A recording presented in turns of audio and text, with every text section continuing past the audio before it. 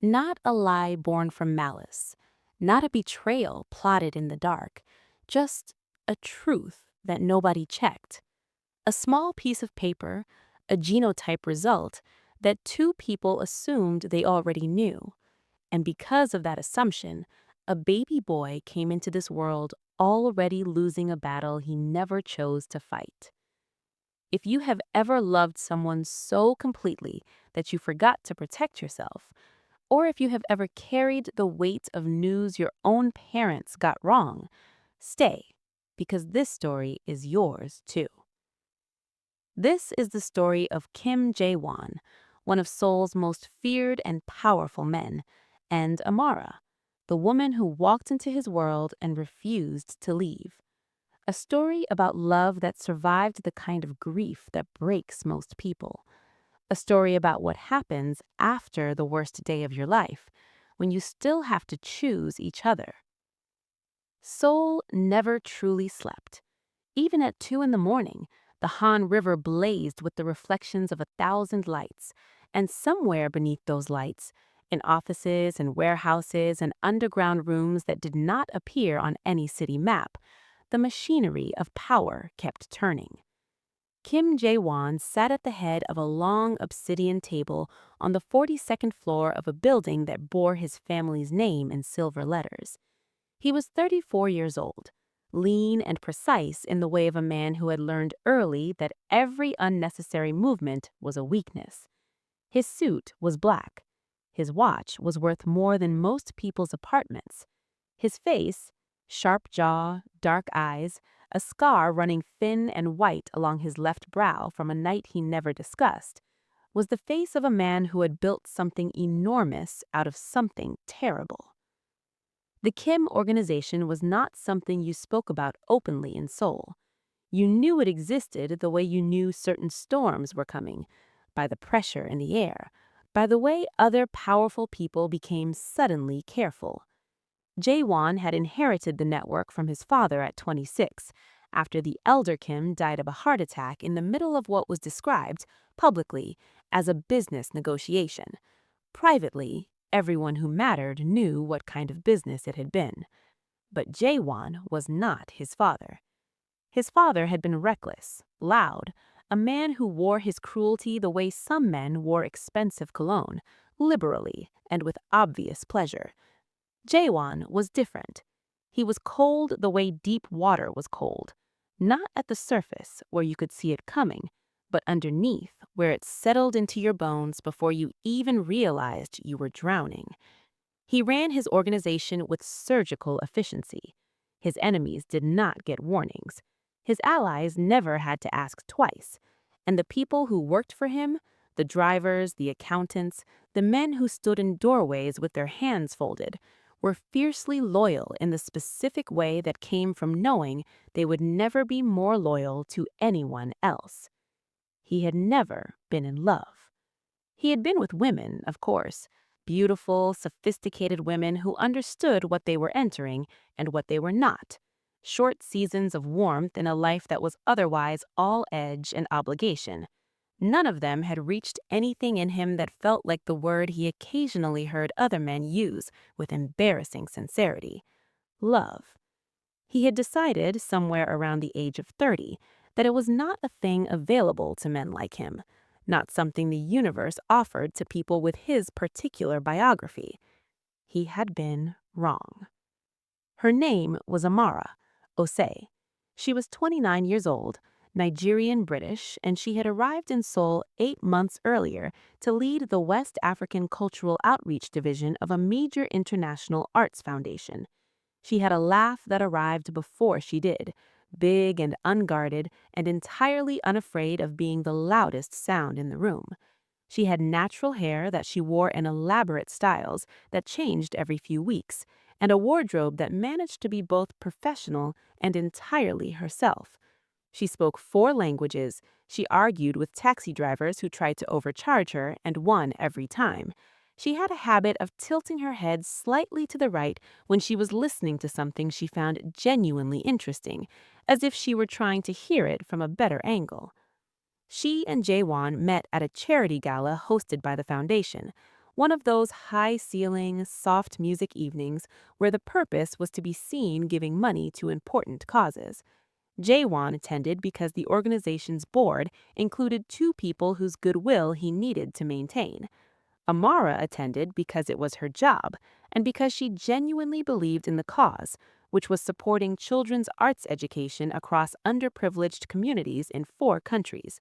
They were introduced by a mutual acquaintance who thought vaguely that they might find each other interesting. The acquaintance had no idea.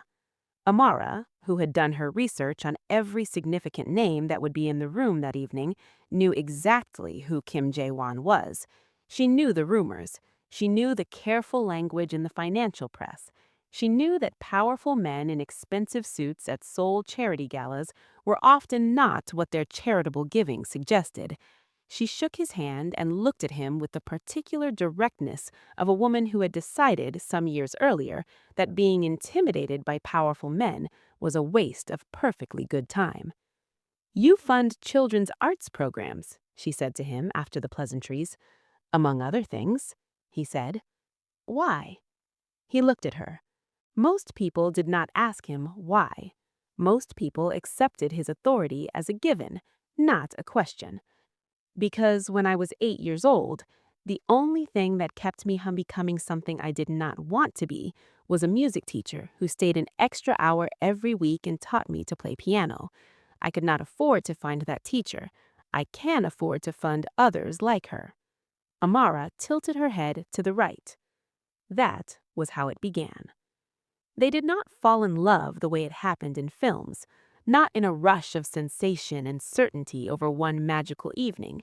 It was slower than that, and more complicated, and more real. Jae-won did not know how to court a woman the way ordinary men did.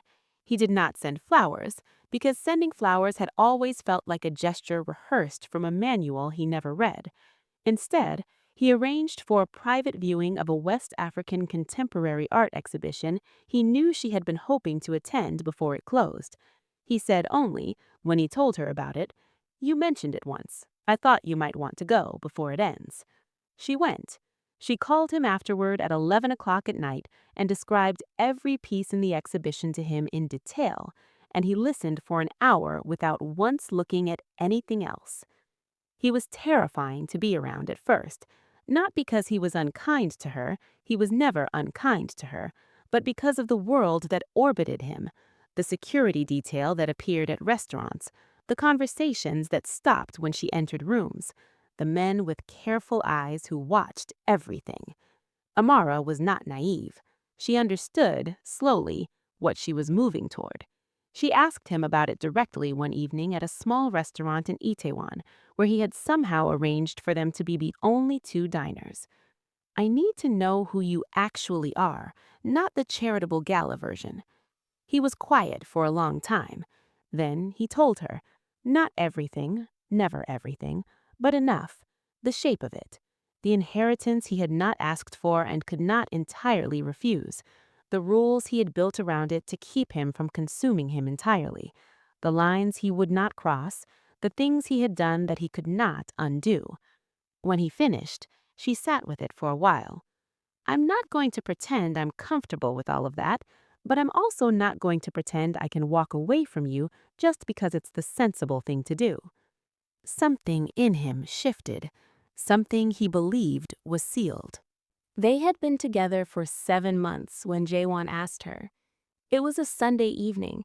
Seoul was warm with the first real warmth of spring, and the rooftop garden above his penthouse was in blossom, pale pink cherry trees that his father had planted decades ago as a strange, quiet gesture toward beauty in a life largely devoted to its opposite.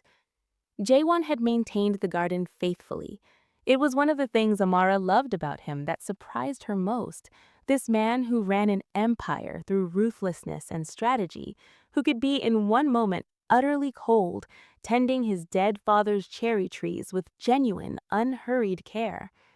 They were sitting together on the low wooden bench under the oldest tree, Amara's head on his shoulder, both of them watching the city below in the comfortable silence that only comes to people who have stopped performing for each other. Jae-won spoke first. "There is something I need to tell you," he said, "and something I need to ask you." She lifted her head and looked at him. His jaw tightened slightly, the way it did when he was about to say something that cost him something. "My genotype is AS, sickle cell trait. I found out when I was 22, during a full health evaluation." He paused. Then he told her what he had never told anyone outside his immediate family. He told her about his parents, two people who had known before they married that they were both AS, who had been told by every doctor they consulted that each pregnancy carried a 1 in 4 chance of producing a child with sickle cell disease, who had loved each other fiercely and stubbornly and decided love was worth the risk. They had 8 children. Of those 8, 7 had been born with sickle cell disease, SS genotype, the full inheritance of the condition, and one by one, through years of crises in hospital rooms and the particular exhaustion of watching a child fight a battle fought from inside the blood itself, they had lost them. The last have died when Jae-won was 19, a sister named Soyeon, who had been the closest to him of all his siblings, who had laughed like a conspiracy and called him by a nickname nobody else was permitted to use. He had held her hand at the end. He had been the one to call the doctor. He was the only one who had survived because he had inherited only one copy, the trait, not the disease. He had grown up watching his parents grieve in stages, and watching them, somehow, never stop loving each other through the grief. It was the most bewildering thing he had ever witnessed, that love could coexist with that magnitude of consequence. He had decided, in the quiet of himself, that he would never put anyone through what his parents had put each other through, that if he ever loved someone enough to build a life with them, he would not make the same choice his parents had made. He would not let love be a reason to gamble with a child's life. "So I'm telling you this," he said, his voice careful and steady, "because I need to know your genotype. Not to make you feel interrogated, not because it changes how I feel about you, but because I promised myself I would ask. I promised myself I would not make the same mistake his parents had made." Amara was quiet for a long moment. The cherry blossoms drifted down around them in the mild evening air. Then she smiled at him, gently, warmly, and took his hand. "Jae-won, you don't need to worry. I'm AA." She said it the way you say something you have always known, the way you state an established fact, with no hesitation, no flicker of uncertainty, because that was what she had always been told, by her mother, by her father, by the family doctor who had conducted a routine check years ago when her younger brother was being tested for something unrelated. AA. Normal. No trait, no risk. She had never had reason to question it. Kim Jae-won closed his eyes for a moment, and when he opened them, something that had been held very tightly in his chest for a very long time released, slowly, like the unclenching of a hand that had been a fist for years. He brought her hand to his lips. "Thank you," he said, very quietly, "for telling me." She laughed softly. "You're the most intense man I've ever met, you know that? I've been told."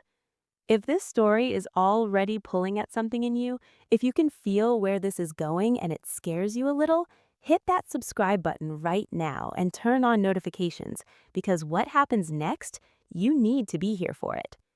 He proposed on the rooftop, under the same cherry trees, even though by October they had long lost their blossoms and stood bare-boned against the gray Seoul sky. He had not chosen the location for the aesthetics of the season. He had chosen it because it was the place where everything had changed between them, where he told the truth of himself and she answered it with the truth of herself, and something real was built on that exchange. He did not get down on one knee. That was not how he did things. He simply took a small box from his pocket, set it in her hands, and said, "I would like to spend the rest of my life with you. I think we would be extraordinary together, if you're willing." She opened the box. Inside was a ring unlike anything she had expected from him. Not a large, cold diamond built to impress, but a deep green emerald set in warm gold, simple and completely, specifically her. She looked up at him. His face was doing the thing it rarely did, the thing she had learned to recognize over months of watching him. It was open, unguarded. He was in this moment without armor. "Yes," she said. "Obviously, yes." The wedding was held 3 months later, in the first week of January, in a venue that had never hosted anything quite like it. Jae-won had not wanted a small wedding, partly because the world he operated in required him to acknowledge in large, public ways the significant transitions of his life, and partly, quietly, because he wanted to celebrate this. He had not expected this. He wanted the world, or at least the version of the world he inhabited, to know that he had found something that mattered to him more than anything else he had built. And Amara, whose people celebrated with their whole bodies and their whole voices and everything they had, was not about to argue. The venue held 400 guests. The aesthetic was a collision of worlds that somehow worked entirely. Korean traditional colors, deep red and gold, woven through with Ghanaian and Nigerian fabrics in patterns that Amara's family had brought from Lagos and Accra. There were 2 orchestras. There was food from 3 continents. Amara wore a dress of white silk with an overlay of deep gold kente cloth that she had commissioned 8 months in advance from a designer who had wept when she was told what it was for. Jae-won wore a traditional Korean hanbok for the ceremonial portion, midnight blue and silver, and for the reception a suit so perfectly tailored it looked like it had been made from a single piece of intention. He stood at the front of the room and watched Amara walk toward him and experienced for the first time in his memory something that could only be described as wonder. When Seoul talked about the Kim wedding, and Seoul talked about it for months, they talked about the moment near the end of the evening when the music slowed and the lights dimmed, and Jae-won, who was not a man who danced and everyone knew it, led Amara to the center of the floor and held her in a way that had absolutely nothing to do with performance. It was private, profound, 2 people inside something the rest of the room could see but couldn't fully enter. The city had never seen him like that. Most of the city had not known he was capable. The pregnancy arrived in April, 6 months after the wedding, confirmed by a doctor on a bright Tuesday morning when the Han River was running high and bright with spring melt, and Amara was supposed to be in a meeting about an art exhibition she was planning for the fall. She sat in the doctor's office for a while after the confirmation, not doing anything, just sitting with it. The feeling was enormous and complex, and she didn't want to flatten it by moving too quickly. Then she went home. Jae-won was in his study, on a call with someone she had learned not to ask about. She stood in the doorway and waited.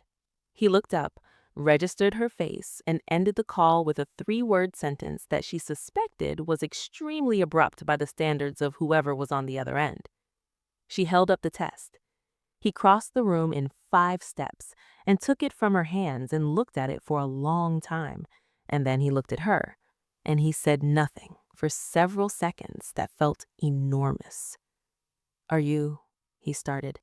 "Yes," she said. "Very." He put his arms around her, carefully, as if she had become something precious and fragile, though Amara, who was neither fragile nor interested in being treated as if she were, would later tell him, laughing, that she was pregnant, not made of glass. He would listen to this feedback and largely ignore it for the next 8 months, which was his version of love language. The fantasies began almost immediately. This was new territory for both of them. Not the reality of preparation, the practicalities of nursery and doctors and planning, but the softer, more indulgent territory of imagination. They found themselves doing it at unexpected moments. On quiet evenings, when Jae-won would sit beside Amara on the sofa, his hand resting with careful wonder on her growing belly, they would talk about who this person might be. "What if he has your stubbornness?" Jae-won asked one evening. "Then he'll be unstoppable," Amara said without hesitation. "What if he has your intensity?" "Then he'll be exhausting," Jae-won said, which was the most honest thing he had ever said about himself, and they both laughed for a long time. They imagined the boy.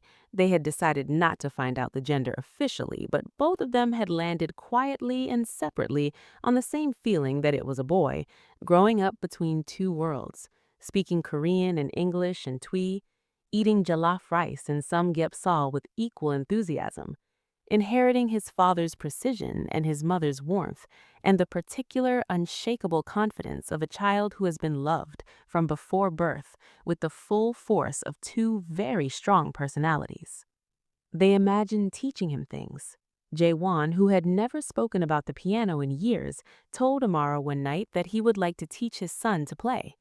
Amara, who had been a competitive sprinter in secondary school, said she would have him running by the time he was 4, which Jae-won said was unreasonable, which she ignored. They were happy, deeply, almost disbelievingly happy, in the way of people who had not entirely expected happiness to reach them, and therefore were more fully present inside it than those who had always assumed it would come. Comment below right now. What do you think happens next? Can you feel it coming? Because the next few minutes of this story are going to hit you in a place you didn't know you were open. We will read every comment. Drop your thoughts. Don't skip this part. The delivery came 3 days before the due date, which the doctor said was entirely normal. Amara went into labor on a Wednesday evening with Jae-won beside her in the car before she had finished telling him it was time, and with both of their families reachable by phone in a chain of calls that spread from Seoul to London to Lagos to Accra within 40 minutes. The labor was long, 14 hours by the time it was over. Jae-won remained in the room the entire time, which surprised the nursing staff, who had prepared a waiting area for him with the assumption that a man of his nature would choose the traditional distance. He did not choose distance. He sat beside Amara for every hour of those 14 hours, holding her hand or standing when she needed to stand, speaking to her in the low, steady voice that she had come to think of as his real voice, not the voice he used in boardrooms or in the careful negotiations of his professional life, but the one he used with her when there was no audience. At 4:17 in the morning, the baby was born. A boy. They had been right. He was born screaming, which the doctor said was a very good sign, and he was placed briefly in Amara's arms before the nurses began the standard assessment. Jae-won stood over them both and looked at his son's face, small and new and astonishing, still carrying in its expression the bewildered intensity of having just crossed an enormous threshold. And he felt something move through him that he had no architecture for. He had built a life of control and calculation. He had no framework for this. He was smiling. He did not realize it immediately. One of the nurses looked up at him and nodded, and he understood from the way she looked at him that his face was doing something it rarely did. They named him Sojun, a name from his world, with Emmanuel as a middle name, a name from hers. Sojun Emmanuel Kim. The nurses wrote it on the card at the end of the crib, and Amara looked at it for a long time and said softly that it was exactly right. Then the doctor came in. This doctor was a careful man, thorough and meticulous, the kind of person who did not speak until he was certain of what he was saying.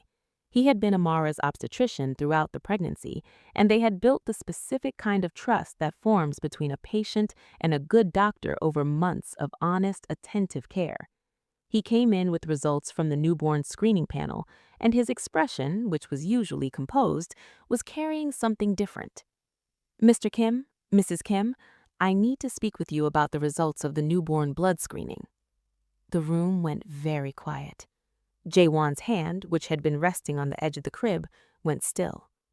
"The panel has indicated," he said, choosing each word with the care of someone who has given difficult news many times and has never found it easy, "that Sojun has sickle cell disease, the SS genotype."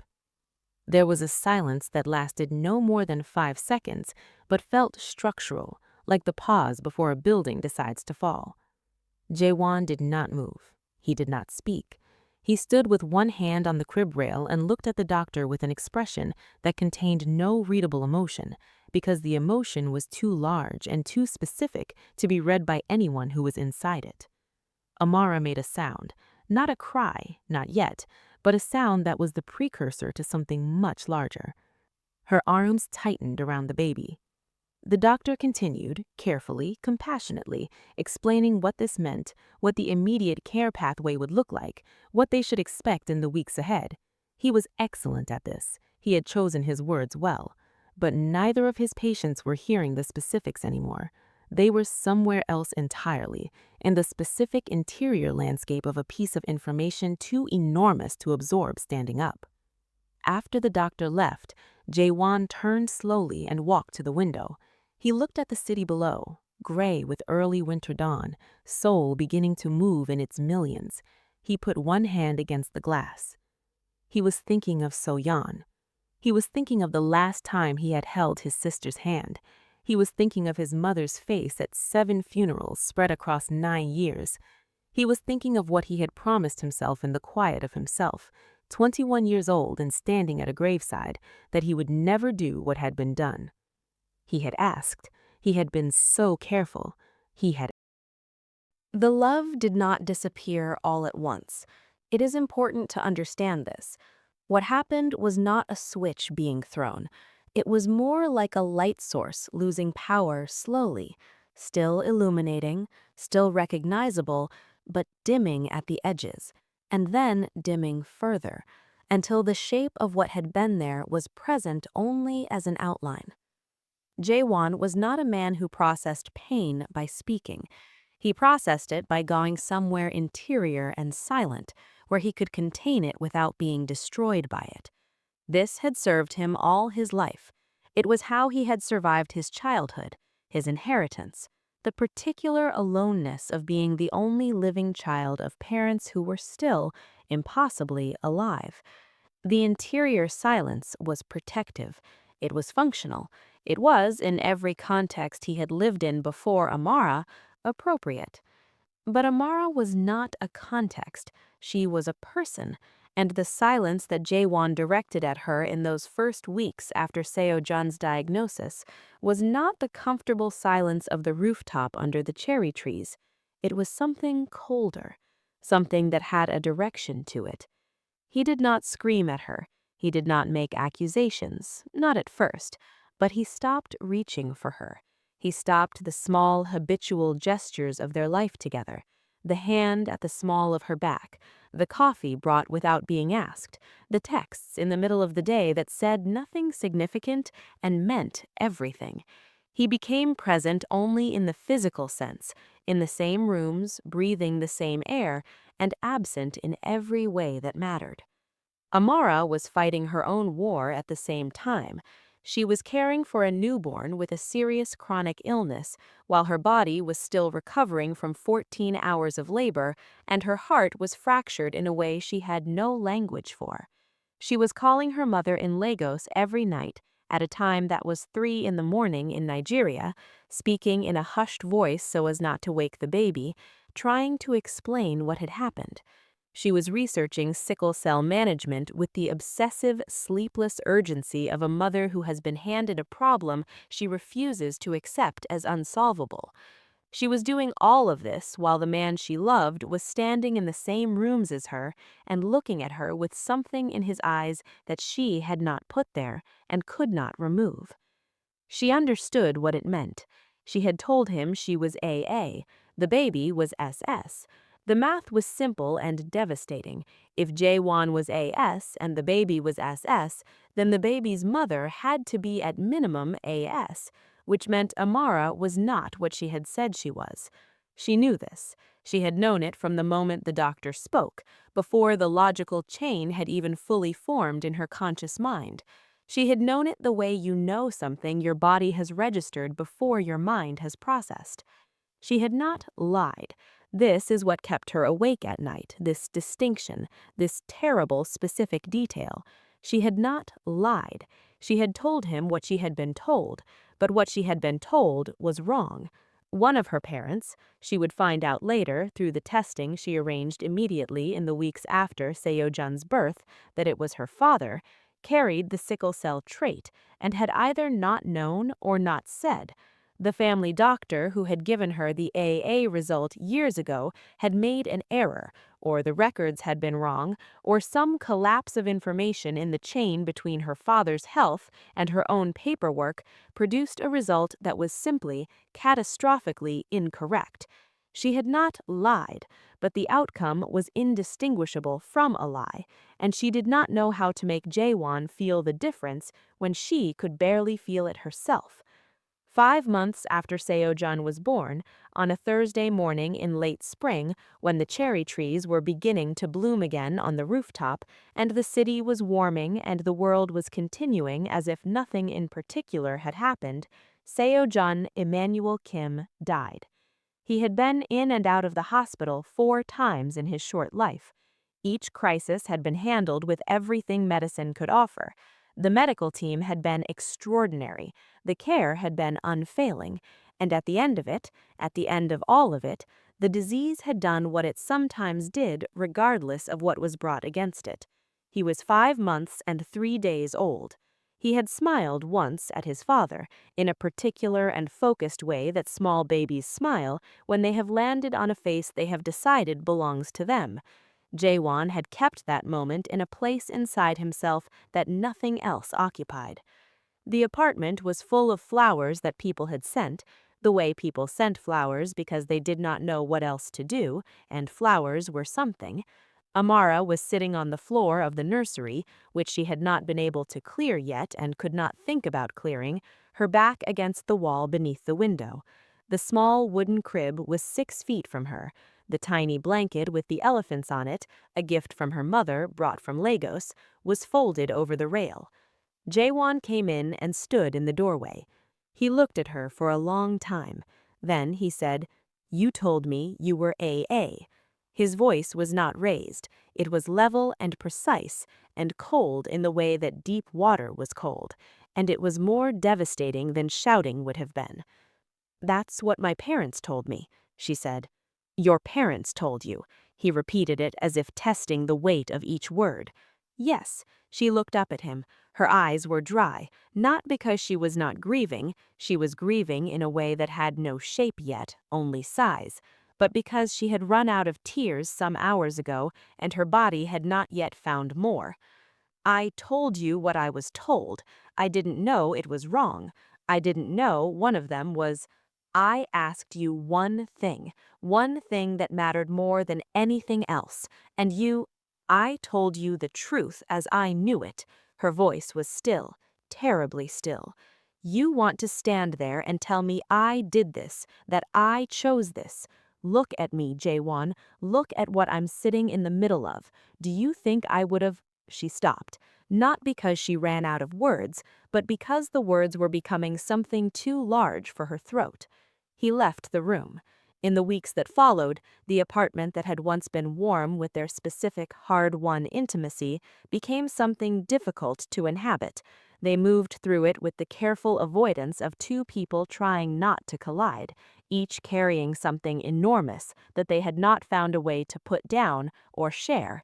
He slept, she slept. They ate, sometimes at the same table. They handled the administrative aftermath of loss, the paperwork, the calls, the arrangements, with a shared efficiency that was a pale ghost of the partnership they had been. He was not cruel to her, he was never cruel to her, but he was far from her in a way that she could not breach, and the distance was killing something. She thought more than once about leaving, not because she wanted to, but because staying in a love that had gone silent and cold felt some mornings like a particular kind of slow erasure. She did not leave.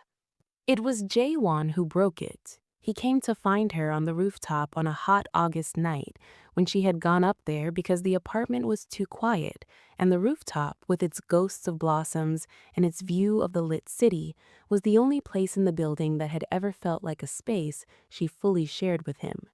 She was sitting on the low bench under the oldest cherry tree, the one that had been there the night he'd told her about his genotype, the night she had said she was AA. He sat beside her. He did not speak for a long time. The city moved below them, indifferent and brilliant. "I have been treating you as if you are the cause of something you are also a victim of," he said finally. His voice was quiet. The precision that was always there was still there, but underneath it, something was unguarded.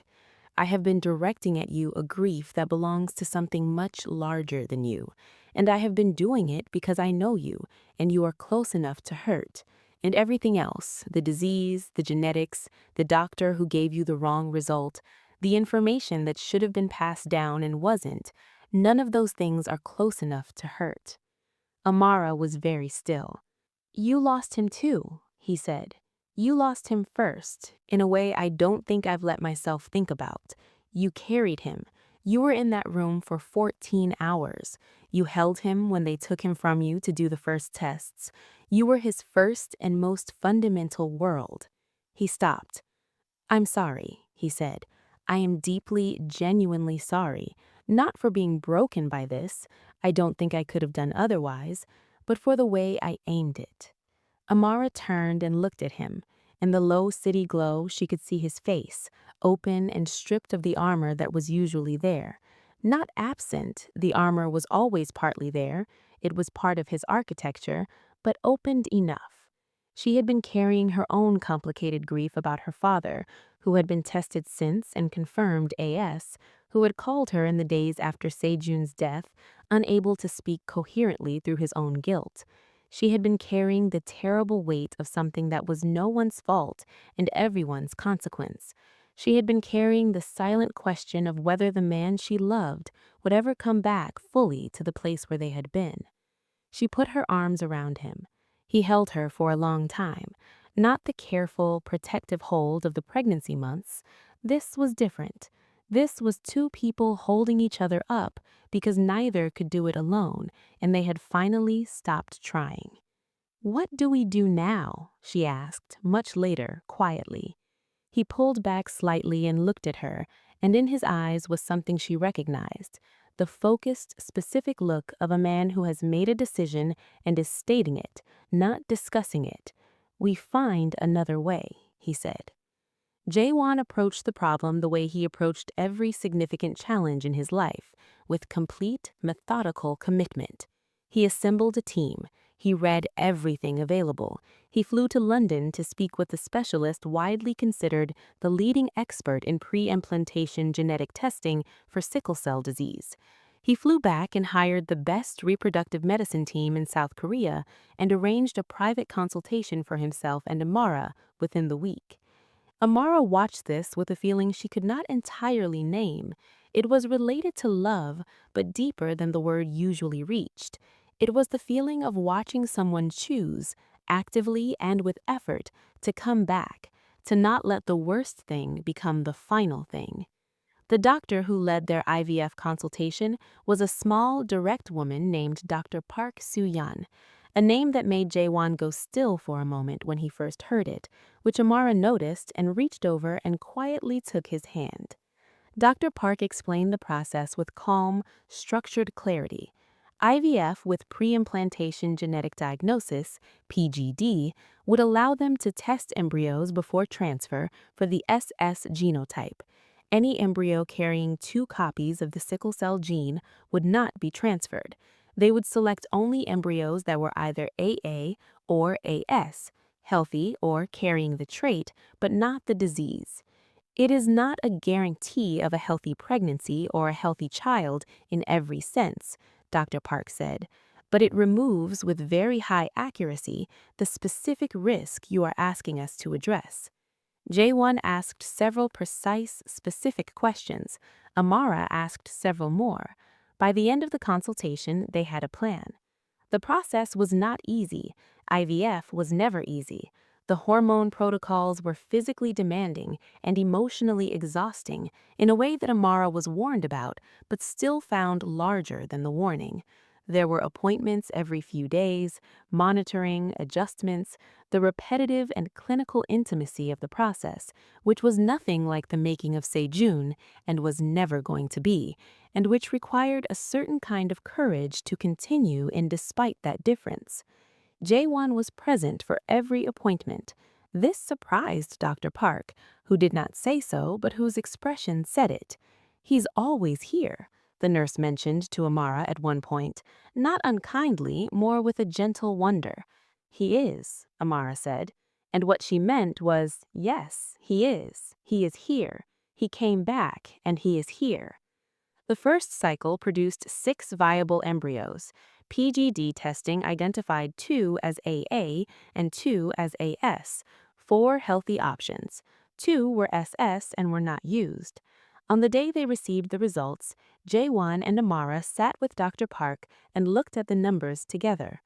4 embryos, 4 possible futures that did not contain the particular, unbearable loss of Sejun Emmanuel Kim. We would recommend proceeding with 1 AA embryo for the first transfer and preserving the others for subsequent attempts if needed. Jae-won looked at Amara. Amara looked at him. Yes, they said, at almost the same moment. The second birth was different from the first in every measurable way. The labor was shorter, 9 hours, which Amara would later describe as still an enormous amount, which Jae-won, who had stood through all 9 of them, agreed with seriously and without irony. The delivery room was the same hospital, the same floor, and both of them were aware of this.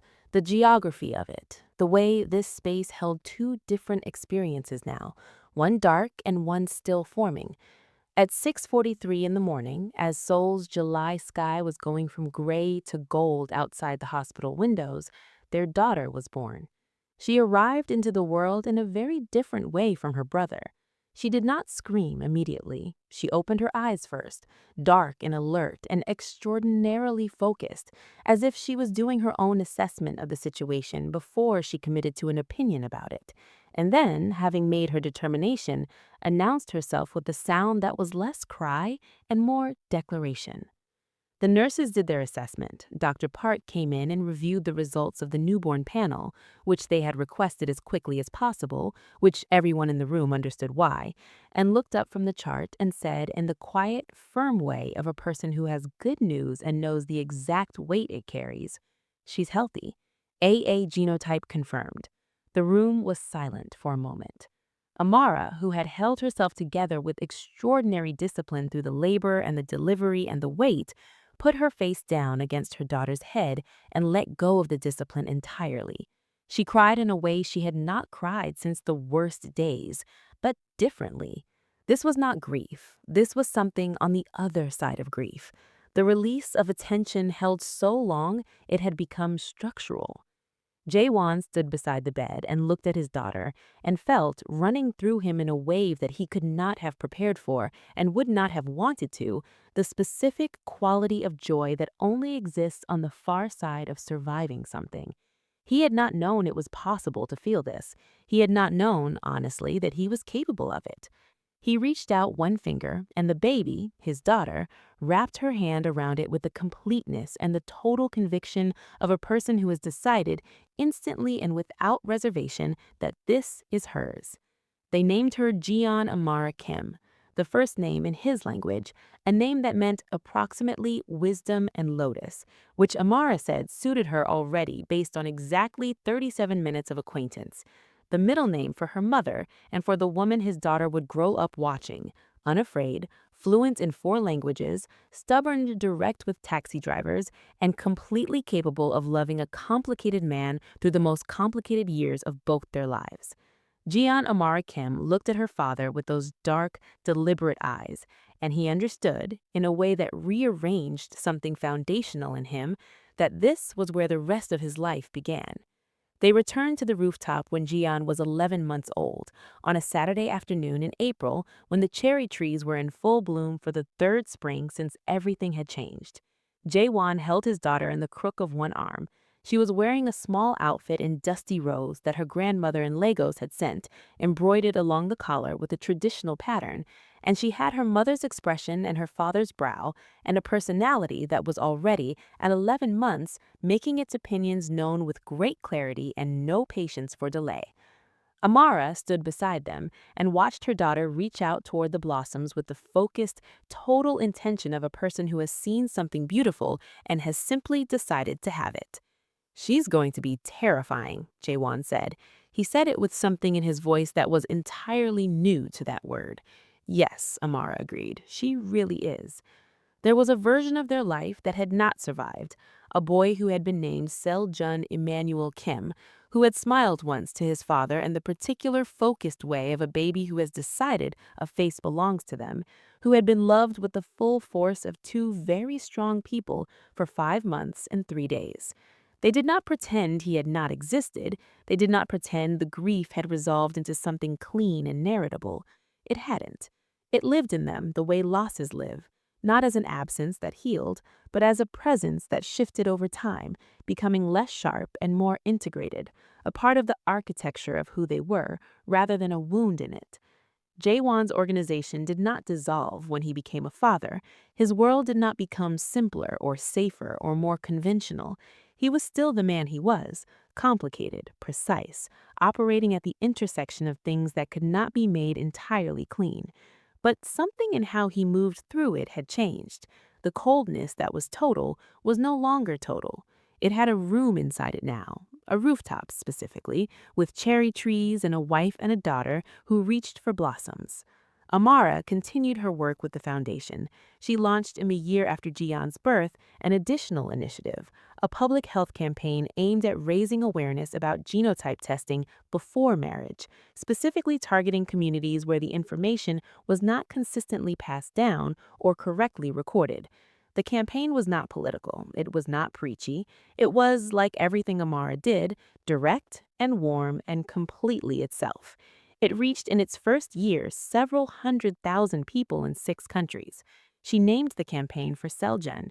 Jae-won read the press release she sent him before it went out and sat with it for a long time, and then called her and said only, "It's right. It's exactly right." That was enough. On the rooftop, under the cherry trees, Jian finally reached a blossom, her daughter lifting her slightly so she could close her small hand around it, and looked at it for a long, serious moment, and then looked up at her parents with an expression of complete satisfaction. The city moved below them, as it always did, indifferent and brilliant and enormous. Inside it, in a building that bore a name in silver, a man who had not expected love held his daughter in one arm and his wife's hand in the other, and understood, in the way you only understand the things you had to survive to reach, what it meant that he was here, what it meant that they were here, that they had chosen, after the worst of it, to stay. If this story moved you, if it made you feel something real, please subscribe and drop a comment below telling us which moment hit you hardest. Was it the rooftop conversation, the hospital, the moment they came back to each other? We read every single one. Share this with someone who needs to hear it, and we will see you in the next story.